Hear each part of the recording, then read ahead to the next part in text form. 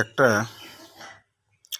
কথা শুনেছিলাম আগে যে গাছের গোড়ায় জল দিতে হয়, কিন্তু অনেক সময় একটা ব্যতিক্রমী ভাবেই জানি যে মানুষ গাছের আগালে মানে গাছের উপরই জল ছেঁকে, আবার নিচে নাকি শিকড় কেটে দেয়। এই ধরনের প্রবাদটা হচ্ছে শিকড় কেটে আগায় জল। তো এটাই হচ্ছে একটা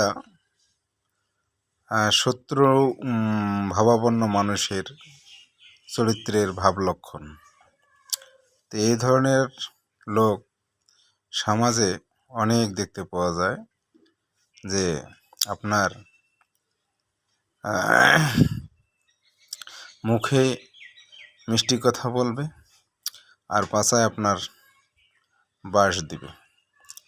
তো এটাই বলা হয় যে মানুষের যে ভাবদর্শনে কিছু কথা মানুষ বলে, সেটা হচ্ছে গোড়ায় জল না দিয়ে আগায় জল দেয়। এই জিনিসগুলা আমরা যে সমাজে মানুষ আছে তারা কিন্তু অহরহই এসব দেখতে পাওয়া যায়।